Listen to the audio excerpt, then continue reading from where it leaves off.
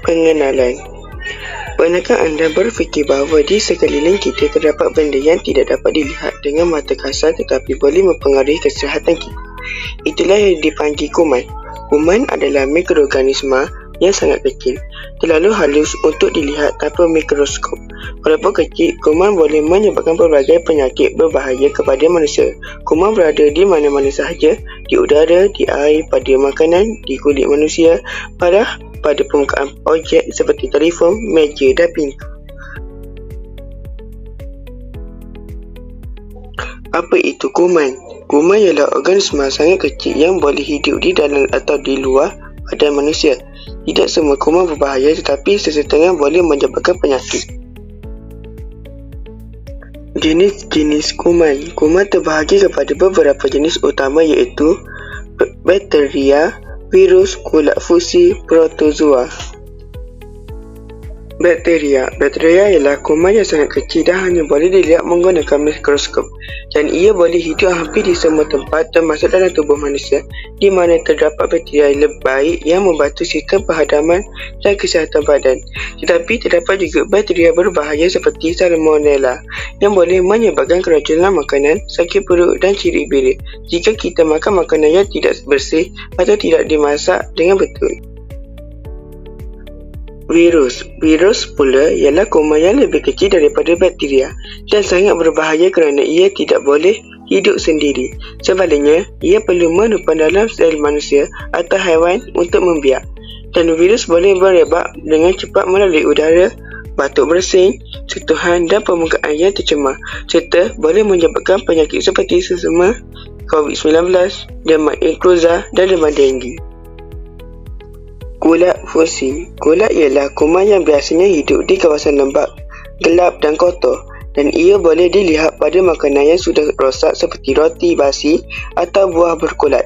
Serta pada manusia, kulat boleh menyebabkan jangkitan kulit seperti kurap, kegatalan dan ruam jika tidak dijaga kebersihan diri dengan baik.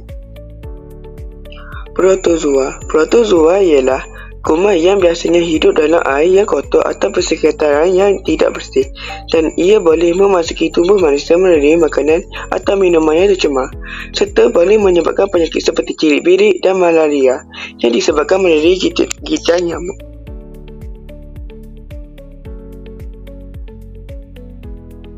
Kesan bahaya kuman. Walaupun kuman tidak dapat dilihat dengan mata kasar, kesannya terhadap kesihatan manusia boleh menjadi sangat serius. Apabila kuman memasuki tubuh badan, ia boleh menyebabkan pelbagai penyakit seperti demam sesama, batuk, sakit tekak, muntah dan ciri birit. Dalam keadaan yang lebih teruk, sesetengah kuman boleh menyebabkan penyakit berbahaya seperti COVID-19, malaria, TB dan keracunan makanan yang memerlukan rawatan perubatan.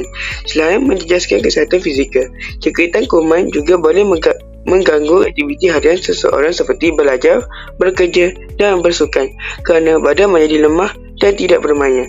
Kuman yang merebak dengan cepat dalam komuniti juga boleh menyebabkan peningkatan kes penyakit berjangkit sekaligus memberi kesan kepada keluarga, sekolah dan masyarakat. Oleh itu, kuman yang tidak kelihatan ini tidak boleh dipandang ringan kerana kesannya boleh menjejaskan kesihatan dan kualiti hidup manusia.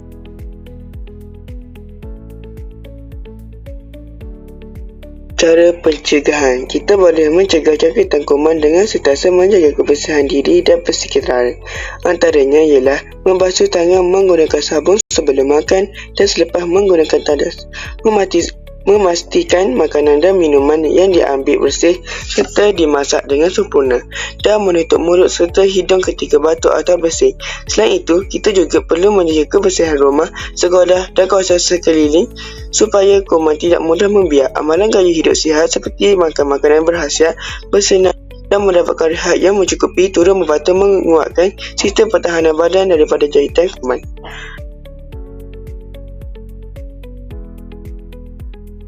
Penutup. Kesimpulannya, walaupun kuman tidak dapat dilihat dengan mata kasar, kewujudannya tidak boleh dipandang ringan kerana ia boleh menyebabkan pelbagai penyakit yang menjejaskan kesihatan manusia.